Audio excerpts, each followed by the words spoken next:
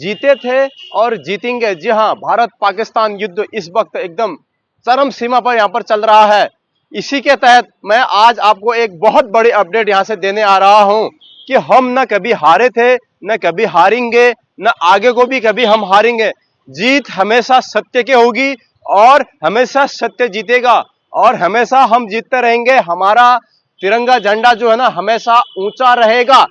मैं इस वक्त, नमस्कार दोस्तों, मैं हूं इस वक्त अभी उत्तराखंड हल्द्वानी के शहीद पार्क में। जी हां, वह याद ताजा करने के लिए जब हम जीते थे 1963 की लड़ाई और 1971 की लड़ाई, उसकी याद में वीर जवान है। जिस समय लड़ाई हुई थी उसमें जो जो शहीद हो गए थे अपने देश के लिए, उनके नाम यहाँ पर लिखे हुए हैं। देखिए, जनपद नैनीताल के जो भी वीर जवान थे, उस समय जब भारत और पाकिस्तान की लड़ाई हुई थी, उस समय जवान शहीद हो गए थे।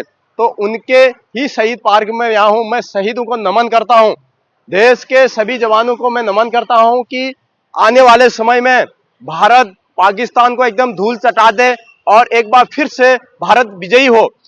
अभी यहाँ पर भारत और पाकिस्तान में युद्ध जैसे हालात बन चुके हैं और तमाम जगह से यहाँ पर जो है खाली कराया जा रहा है। कल यहाँ पर आईपीएल मैच हुआ था हिमाचल प्रदेश में, धर्मशाला में। वहां पर मैच को रोकना पड़ गया था क्योंकि वहां पर पाकिस्तान कभी भी अटैक कर सकता था। तो अभी हालात बिल्कुल जंग जैसे हालात हैं।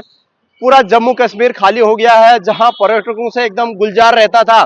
इस लड़ाई के चलते जिस तरह से पर्यटकों पे हमला किया पाकिस्तान ने, उसके बाद मोदी सरकार और भारत के रक्षा मंत्रालय, गृह मंत्रालय एकदम सख्त मोड़ पर यहाँ पर आ चुके हैं। और माना जा रहा है कि एक बहुत बड़ी दुखद खबर यहाँ पर हमारे देश से आ रही है। आज तक के एक रिपोर्टर का निधन हो गया है। जी हाँ, शहीद हो गए हैं। भारत पाकिस्तान की गोलीबारी में वो शहीद हो गए हैं क्योंकि वो वहां रिपोर्टिंग करने गए थे।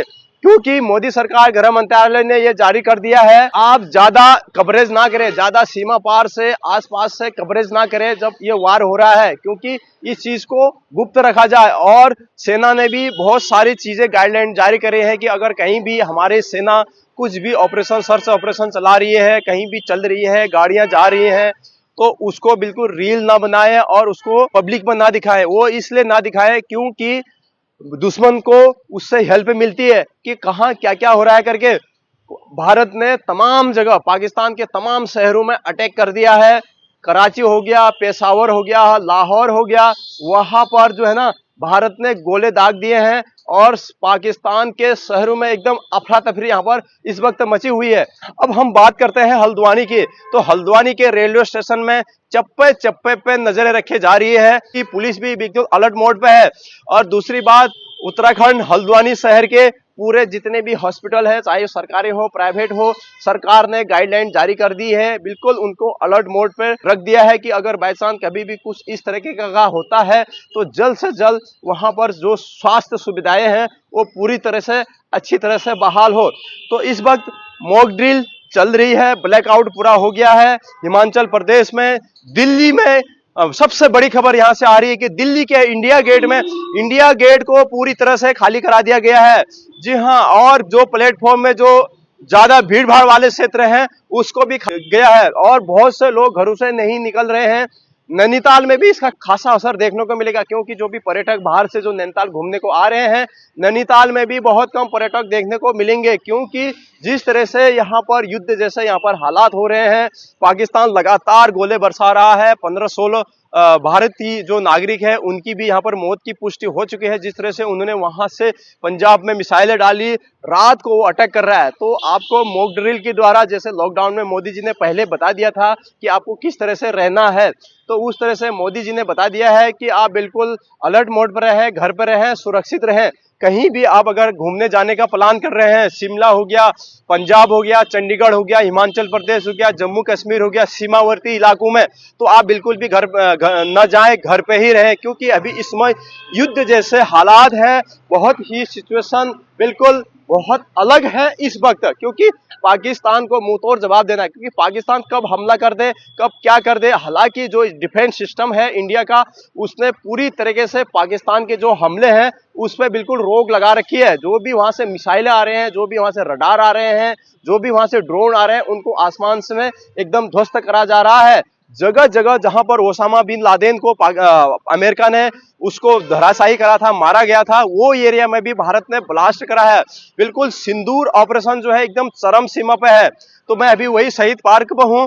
मैं इन शहीदों को नमन करता हूँ, जिन शहीदों ने अपना बलिदान दे के पूरे भारत को जीत दिलाई थी पाकिस्तान के खिलाफ, पाकिस्तान को एकदम धूल चटाई थी और पाकिस्तान को एकदम मिट्टी में मिला दिया था। तो एक बार फिर से वही हालात यहाँ पर होने जा रहे हैं। तो हो सकता है कि आईपीएल रद्द हो, क्योंकि देश से बड़ा आईपीएल नहीं हो सकता है, क्योंकि देश की जो जनता है उसकी सुरक्षा को लेकर आईपीएल कोई बड़े मायने नहीं रखता है। यहाँ पर आईपीएल बाद में भी हो सकता है और अगले साल भी हो सकता है, हर साल आईपीएल हो सकता है आईपीएल अभी रद्द हो जाए, क्योंकि जिस तरीके से धर्मशाला में आईपीएल को रद्द करा गया, लाइटें एकदम बंद कर दी गई, मॉक ड्रिल ब्लैक आउट कर दिया गया और धीरे धीरे वहां से जितने भी पब्लिक थे सब पब्लिक को वहां से निकाला गया और मैच को रोका गया। अभी दिल्ली में बिल्कुल मैच नहीं होगा। जिस तरह से इंडिया गेट में दिल्ली में इंडिया गेट को खाली कराया गया है, उसको मद्देनजर देखते हुए दिल्ली में भी मैच नहीं होगा। हो सकता है कलकत्ता में और नीचे बेंगलोर मुंबई ये साइड हो, मगर